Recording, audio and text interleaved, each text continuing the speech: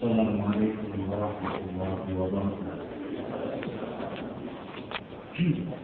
إن الحمد لله نحمده ونستعينه ونستغفره ونعوذ بالله من شرور أنفسنا وسيئات أعمالنا. من يهده الله فلا مضل له ومن يضلل فلا هادي له. أشهد أن لا إله إلا الله وحده لا شريك له وأشهد أن محمدا عبده ورسوله. أما بعد فإن أصدق الحديث كتاب الله وخير الهدي هدي محمد صلى الله عليه وسلم وشر الأمور محدثاتها فإن كل محدثة بدعة وكل بدعة ضلالة وكل ضلالة في النار. أما بعد. Hadirin kaum muslimin rahimani wa rahimakumullah jami'an. Alhamdulillah, kita bersyukur kepada Allah Azza wa Jalla di mana pada malam ini kita masih bisa melanjutkan ta'lim kita dengan kitab yang sama, Lamdul Mansur.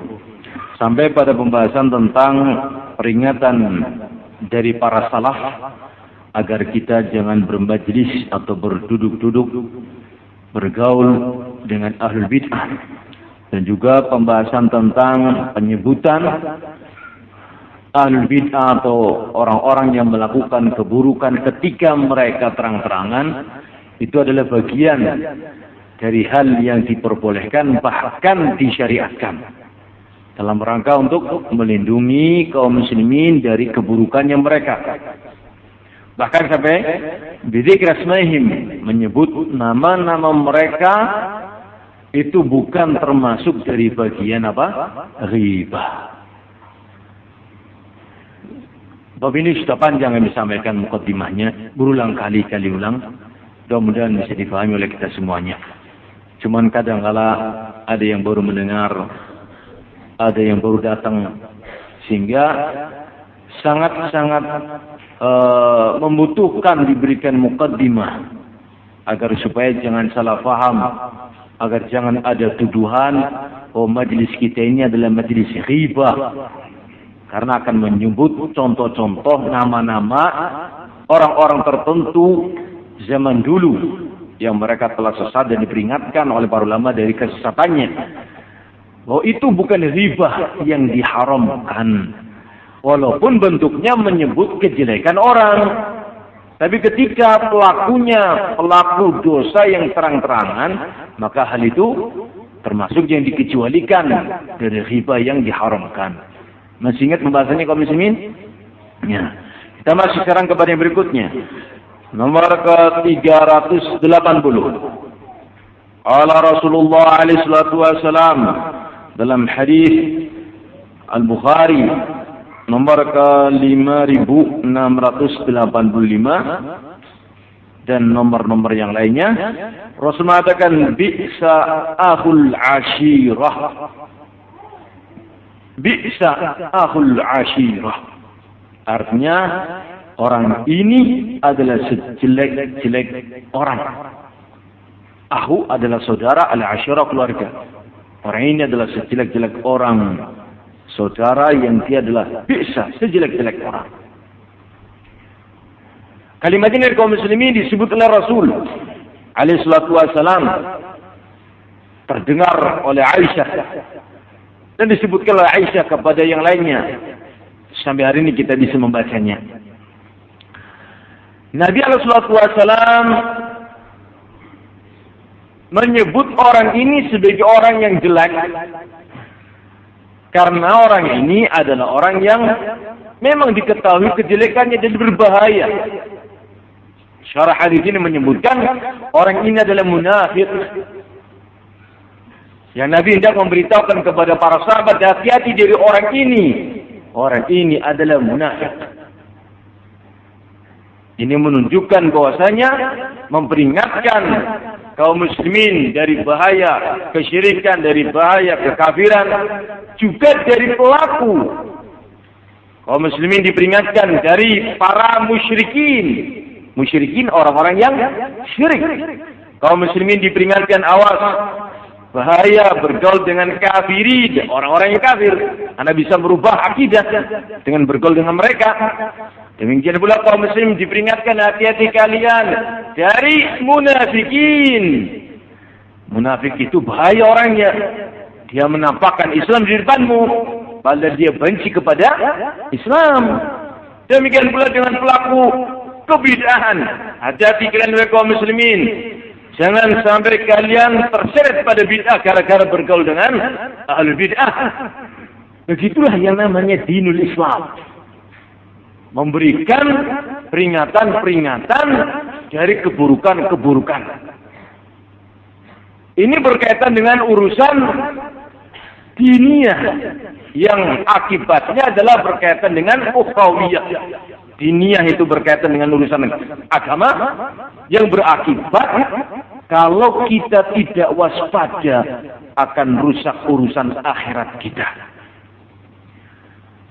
Kita pernah atau sering mendengarkan awas dari curanmor. Curanmor itu apa? Pencurian motor. Awas. Kenapa? Karena membahayakan orang ini. Waspada, harus dikunci ganda, dikunci stang, dikunci rantai, dikunci kalau bila perlu ditambah lagi yang berganda-ganda. Ya sudah rantainya, ya rujinya, macam-macam sudah. Ditutupi maning kandi umpamane, Bang. Ben ra ketono. Nah.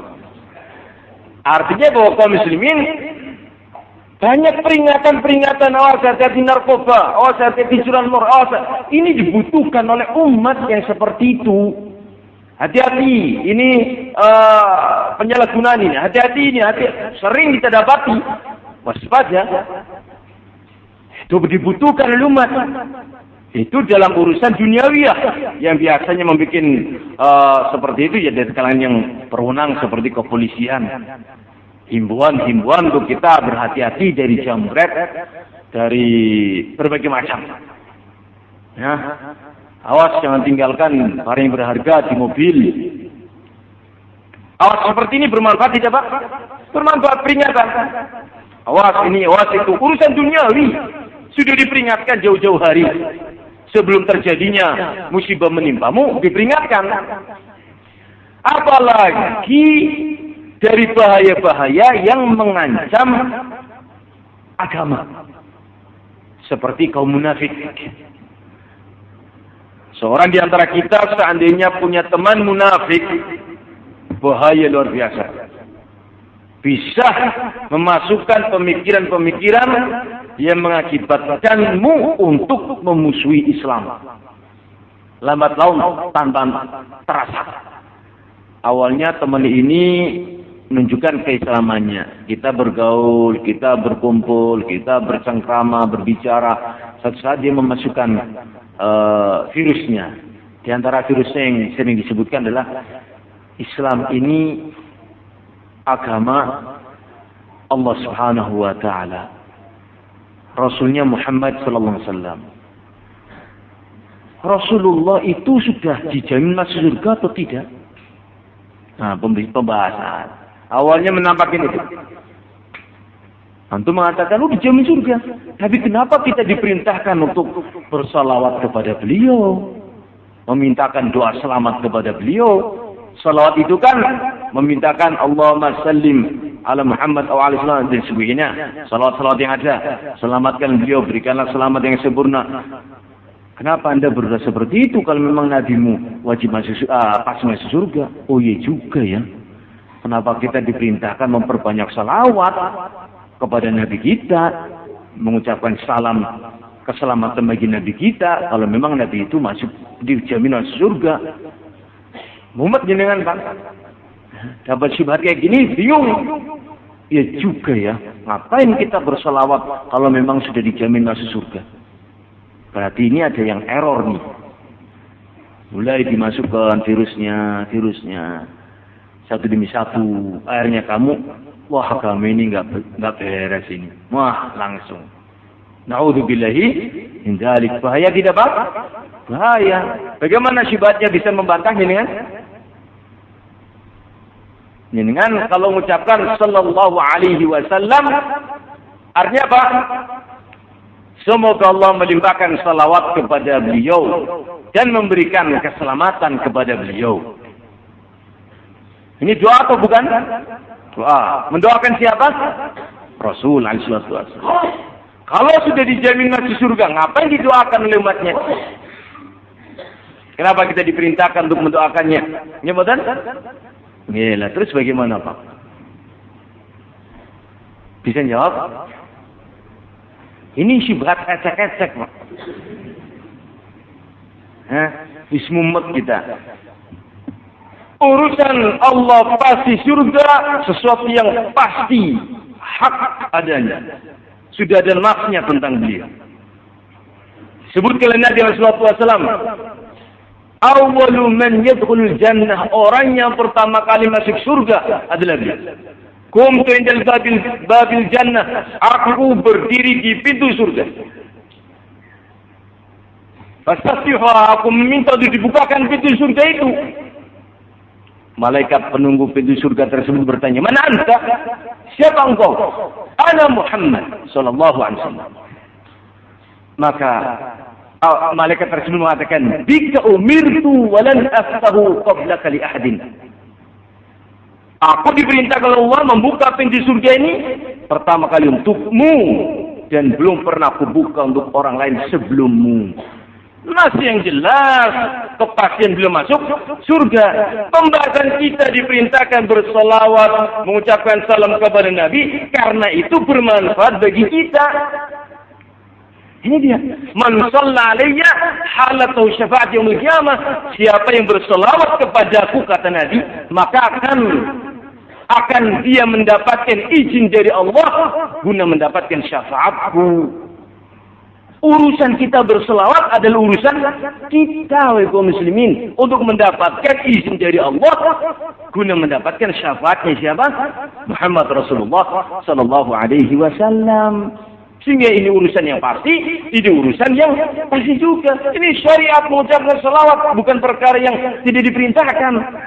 Bukan karena Nabi kita, belum tentu masuk surga ya, sehingga dibutuhkan untuk kita doakan. Bukan itu pembahasannya, Pak. Bisa dipahami?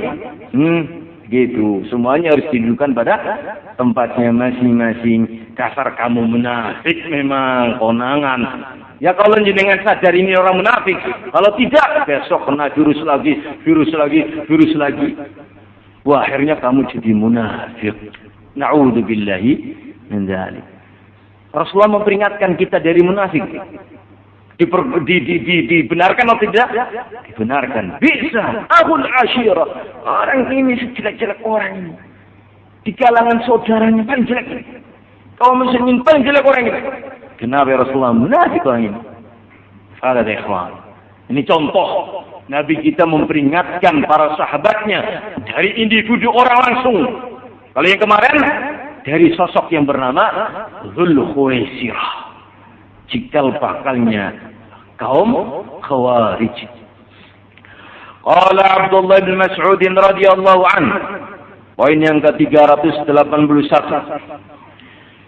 Man ahabba ay yukrima dinahu falyatazil mujalasata ashabil ahwa fa inna mujalasatahum alsaqu minal jarabi.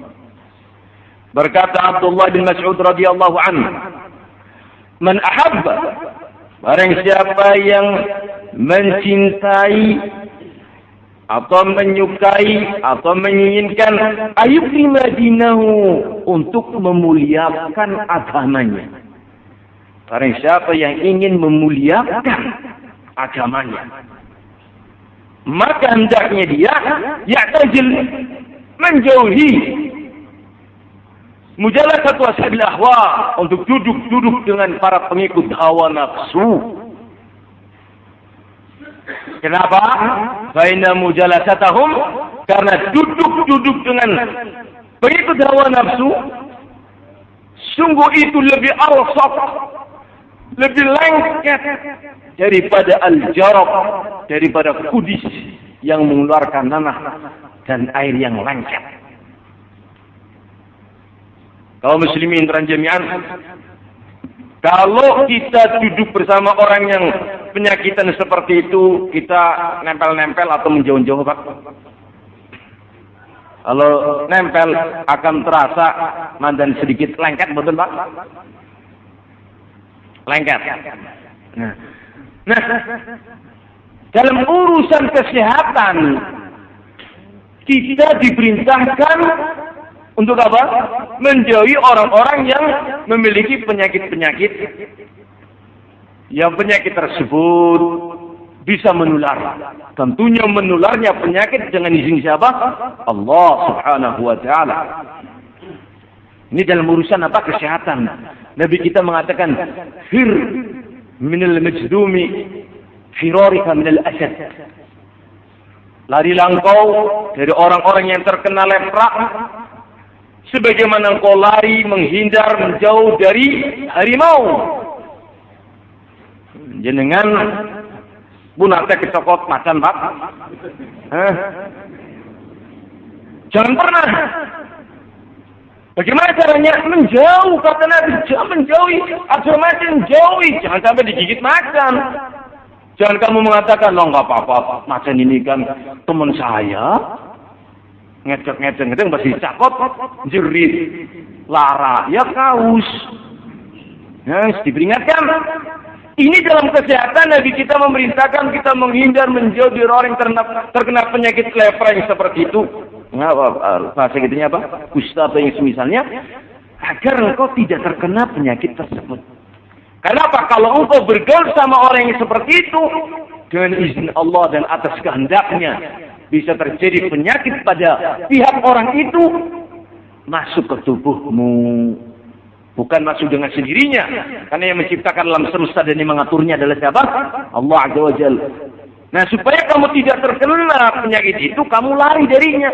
Ini urusan apa? Kesehatan. Orang betul-betul sangat perhatian sekali. Seminar kesehatan. Takut dari yang namanya kolesterol. Wah, sudah kolesterol bahaya begini-begini sampai akhirnya nggak mau makan malam. Ya, makannya cuma sekali siang tok. Kalau malam ngemil. Ngemilnya sampai 1 kilo, 2 kilo lebih, Pak. Tips kesehatan luar biasa. Dalam rangka apa engkau selamat dari penyakit? Tapi kenapa engkau masih duduk dengan ahlul bid'ah? Anda tidak waspada dari penyakitnya ahlul bid'ah. Yang itu lebih awsaq, lebih berbahaya, lebih cepat lengketnya. Satu kali majelis kamu dengan ahlul bid'ah langsung lengket, bak seperti karet. Tidak bisa lepas kamu. Dengar satu syubhat saja sudah kelepok-kelepok. Ngerti kelepok-kelepok, Pak? Artinya tidak bisa berkutik. Wah, iya juga ya. Akhirnya kamu nggak bisa lepas. Siapa yang akan mengobati syubhat yang sudah masuk pada tubuhmu? Siapa? Seorang ustaz? Belum tentu. Itu semua atas kehendak Allah Azza wa Jalla. Betapa banyak orang yang sudah ngaji lama, kemudian dia bergaul dengan ahlul bid'ah, terkena syubhat dan tidak ngaji lagi. Tidak ada kemampuan manusia. Semua itu kembali kepada Allah Azza wa Jalla. Sehingga kalau kita mendekati penyakit bisa tertular, apalagi mendekati ahlul bid'ah yang lebih lengket penyakitnya. Begitu masuk ke benak kita, langsung. Kapan copotnya ini? Kapan akan bersih hati kita darinya?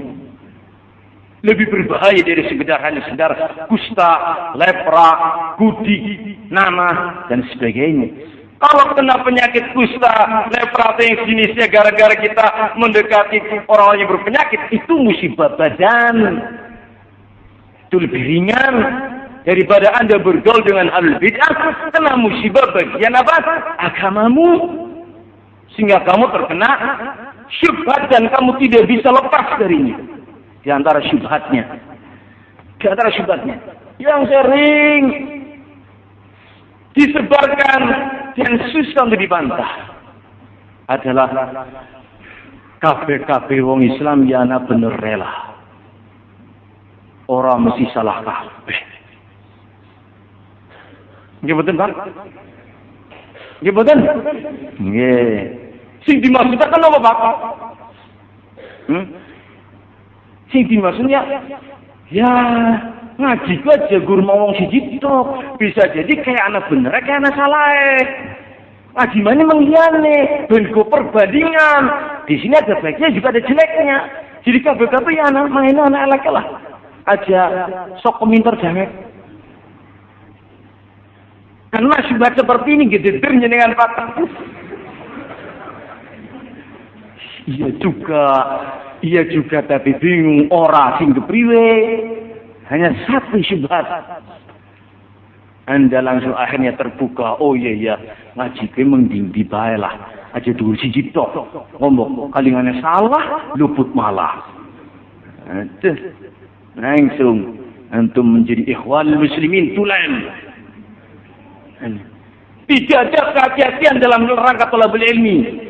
Terbuka lebar jiwamu menerima semua hal. Akhirnya penyakit berikutnya, perbedaan itu satu hal yang wajar-wajar saja. Gak mungkin orang itu sama. Buah saja macam-macam, ada jambu, ada jeruk, ada semangka, ada macam-macam kok. Saling melengkapi. Syubhat lagi bukan Pak? Syubhat lagi. Jenengan belum ditutur kedua kali Pak. Lengernya apa? Saya semua harus satu, harus sama. Masakan itu jadi enak karena ada yang asin, ada yang manis, ada yang pedas, ada yang asam. Itu jadi sebuah ramuan masakan yang enak. Kita berpikir sekarang ini jangan masing-masing aku dewek bener-bener, dewek masing-masing, aku bener dewek, jangan. Kita sekarang berpikir ini ada ya kaum muslimin, ada jamaah tabligh, ada ini. Coba kita ramu supaya jadi indah. Betul ketiga kalinya, Pak.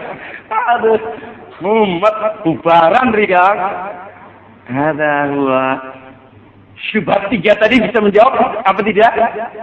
Itu syubhat antum dengar dari kita yang sudah sedemikian sudah diramu. Kalau dari mereka langsung mengerikan itu, mengerikan. Ya, mengerikan. Kita ini bukan si sok berpengalaman, banyak mendengar langsung dari mereka tatkala kita lagi kondangan, umpamanya di kalangan keluarga ada. Syubhat-syubhat itu terdengar menyebar di kalangan masyarakat. Yang mereka akhirnya tidak waspada dari bid'ah. Dan tidak ada keharusan ittiba'us sunnah. Cara jawabnya? Perlu jawab atau tidak? Perlu? Antum sudah ngaji berapa tahun kayak gitu nggak bisa jawab. Artinya janganlah kita meremehkan syubhat. Walaupun kita sudah taklim lama, jangan Anda percaya diri. Wah, aku ya mungkin kena syubhat ngaji kuis 5 tahun kok. Bagi 5 tahun, Pak. Yang sudah puluhan tahun saja kemudian terkena syubhat dan dia terhempas banyak kok. Yang kalibernya saya tidak, kalibernya ulama. Napa malih jenengan 5 tahun ngaji nih. Seminggu sepisan wis pecah. Seminggu sepisan jiping maning. Ilmunya orang anak. Adehan. Ini menunjukkan betapa bahayanya bermajlis dengan ahlul bid'ah. Kalau kamu ingin memuliakan agamamu, menjaga agamamu, menjaga kewajiban ittiba'us sunnah, menjaga keyakinan wajib meninggalkan bid'ah, yang dhalal jauhi, yang hak ikuti. Kalau kamu ingin menjaga ini, jauhi, duduk dengan ahlul bid'ah. Jauhi. Kalau Anda tidak meramalkan yang seperti ini, dan kemudian memudah-mudahkan duduk dengan ahlul bid'ah atau orang yang tidak jelas manhajnya, Anda akan korbankan agamamu. Anda tidak termasuk orang yang memuliakan agama. Anda sendiri pihak yang merusak agamamu.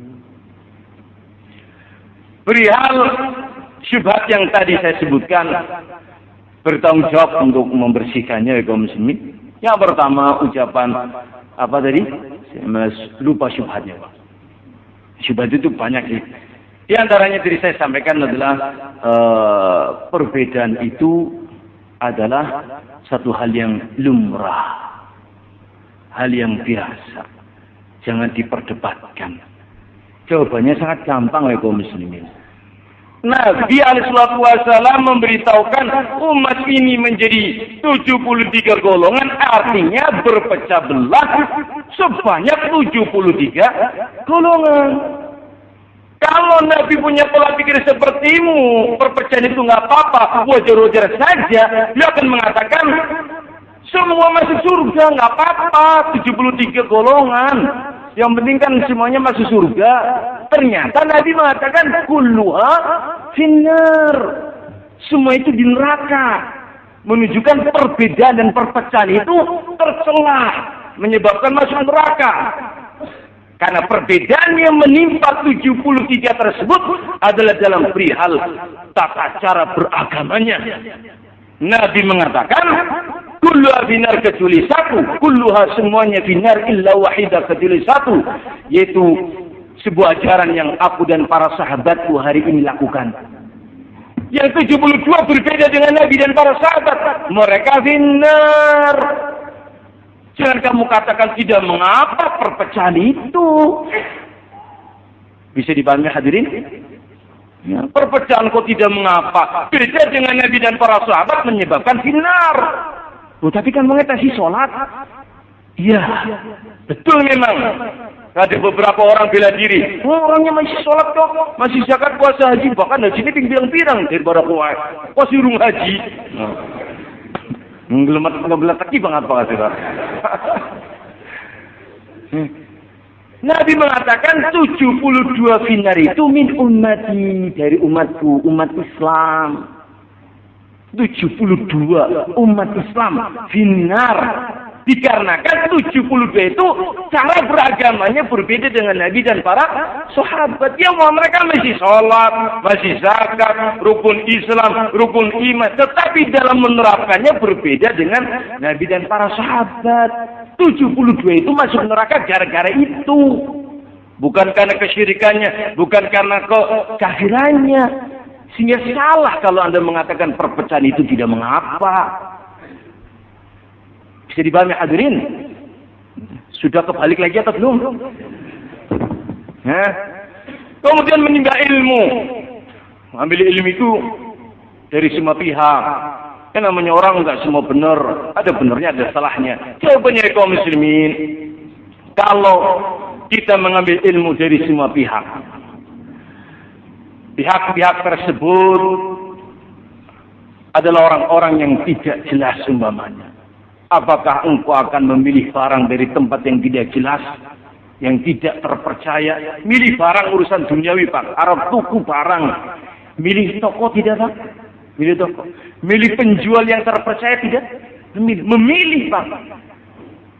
Ini toko bagus. Tetapi di sini ada penipunya. Ada unsur penipunya, ada unsur menutupi barang yang cacat. Ini tokonya ya ada bagusnya, tapi kejelekannya banyak. Carilah toko yang betul-betul murni, bersih, bermutu, berkualitas bagus, dan yang lainnya. Terpercaya. Ini dalam urusan duniawi. Urusan dininya kaum muslimin. Kalau urusan duniawi yaitu barang cacat satu atau dua masih bisa diterima. Kalau urusan dinia cacat satu tapi dalam hal prinsip menyebabkan Anda finnar. Cacat satu dalam perkara prinsip, keyakinan Allah itu ada di mana-mana, Anda memasukinya. Anda meyakininya Allah di mana-mana, walaupun sholat, walaupun apa, Anda terancam dengan neraka. Karena kesalahan ini kesalahan prinsip. Allah beristiwa di atas mana? Arsy. Hadirin ikhwan, jadi jangan mengatakan salah orang apa, sedidik iki. Jangan, toh. Sedidik kalau itu fatal, mengerikan. Hadirin ikhwan, bisa difahami hadirin? Kita masuk ke kitab kita. Qala Abdullah bin Abbas, nomor ke-382. Berkata Abdullah bin Abbas radhiyallahu anhuma, "La tujalis ahlal ahwa fa inna mujalasatahum mumarridatun lil qulub."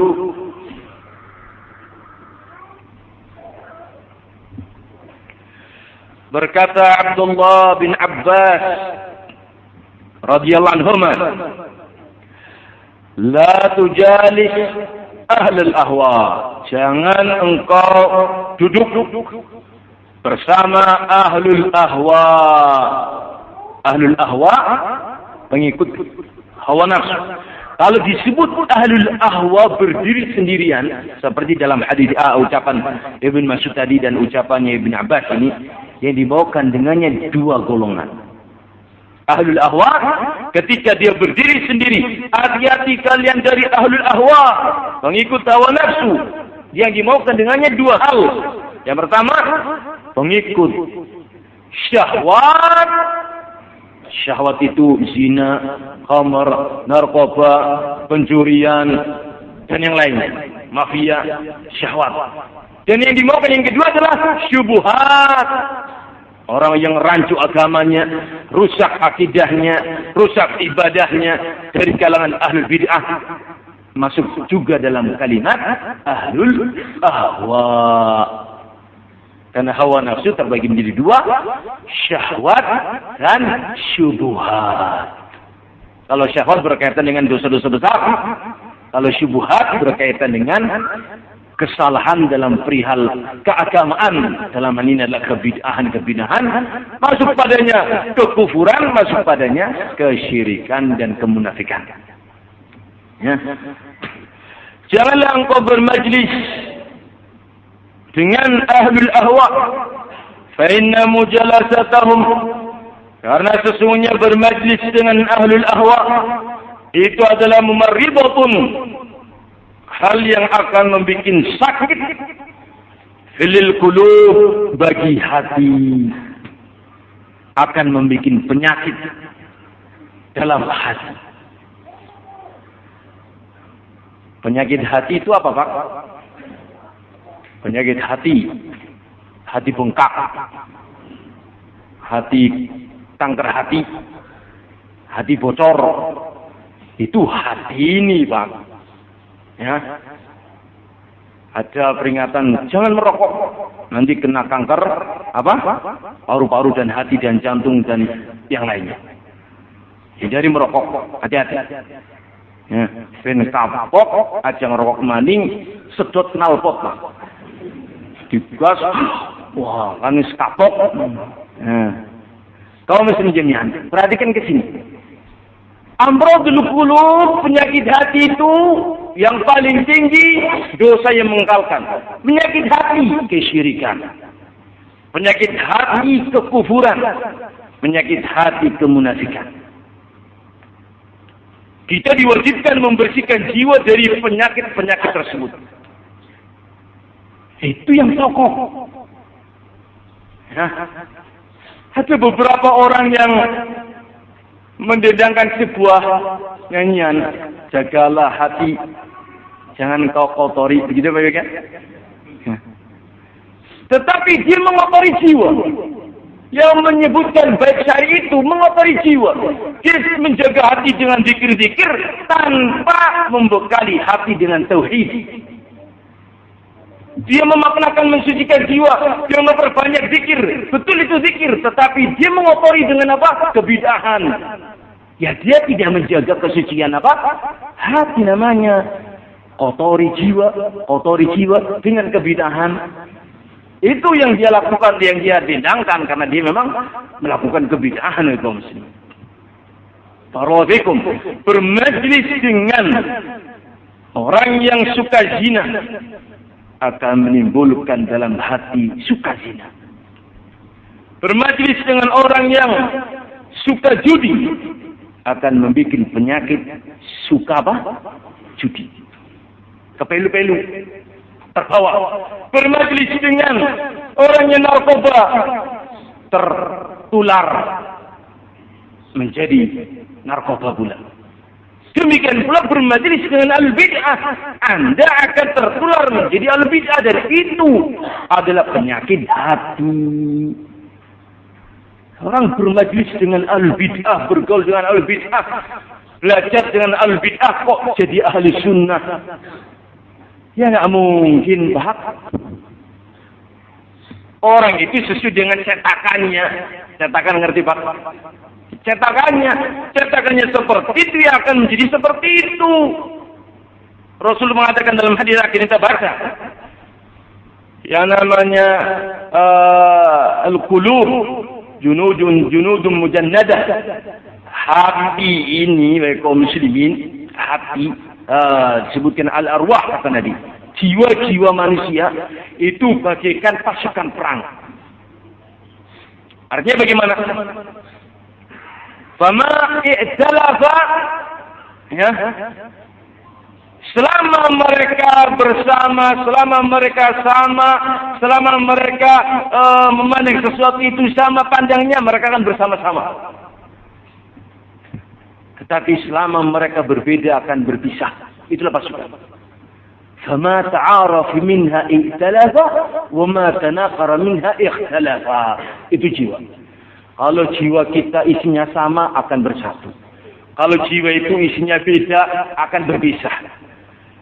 Kalau jiwa-jiwa ahlu sunnah, ya, ittiba'u sunnah, di atas sunnah, akan bersatu mereka di atas sunnah. Jiwa-jiwanya ahlu bid'ah akan bersatu pula di atas apa? Bid'ah.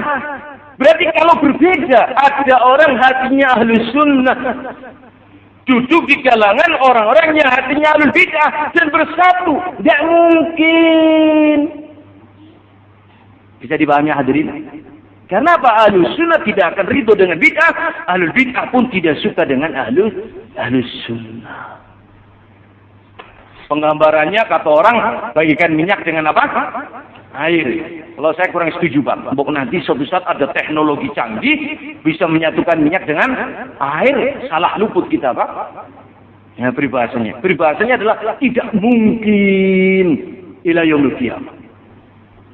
Kalau dia memang ahlu sunnah, tapi anak Pak Ustaz, jadi ahlu sunnah ini bergaulnya dengan hizbiyun, dengan PKS, dengan Ikhwanul Muslimin, dengan mereka-mereka yang mengikuti pergerakannya Hasan al-Banna.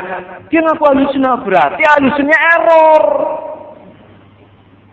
Kalau dia ahlussunnah jadah, ahlussunnah sungguh-sungguh, gak akan ribut dengan yang namanya menyelisih sunnah. Ini sudah error ini orangnya, Pak. Kalau sudah kayak gitu, ya jangan gaul sama dia. Error kok. Jangan ngerti error maknanya. Orang kalau error utek gemblung, Bang, tidak terkena dosa. Kalau error akidah terkena dosa. Error manhaj terkena dosa. Mending error pikiran apa error akidahnya, Pak? Orang mending lorone. Neng jenengan malah gilih gemblungnya ngomong. Kata ikhwan, maka memang nasihat Ibn Abbas harus kita cermati. Hati-hati kalian jangan bermajlis dengan ahlul ahwa, karena duduk dengan mereka akan membuat penyakit hati. Walhamdulillah. Jelas insyaallah kaum muslimin. Insyaallah dalam pertemuan akan datang kita masuk pada poin yang ke-383. Sudah bunyi tadi ya? Tapi belum ada di mana-mana, Pak. Oh, ini kecepatan 2 menit. Ya. Nunggu yang lainnya azan. Setuju? Eman-eman, Pak. Kita masuk yang ke-383. Qala Al-Hasan Al-Basri. Berkata Al-Hasan Al-Basri. Siapa Hasan Al-Basri? Al-Hasan Al-Basri ulama di zaman tabi'in, kibar ulama besar di zaman tabi'in, zaman yang kedua setelah para sahabat.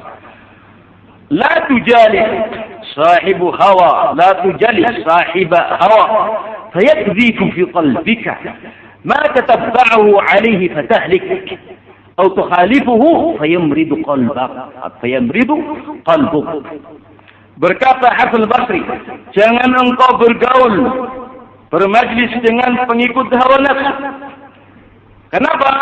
Karena yakni fi qalbik, dia ahlul ahwa tadi akan memasukkan ke dalam hatimu penyakit-penyakit yang mau tidak mau kamu akan mengikutinya dan kamu akan binasa. Atau engkau menyelisihi ucapan ahlul ahwa, tetapi sudah kepalang rasa hatimu sakit karena syubhat tersebut. Paham? Tidak paham, Senin depan insyaallah. Insyaallah. Wallahu a'lam bishawab. Subhanakallahumma bihamdika asyhadu an la ilaha illa anta astaghfiruka wa atubu ilaik. Assalamualaikum warahmatullahi wabarakatuh.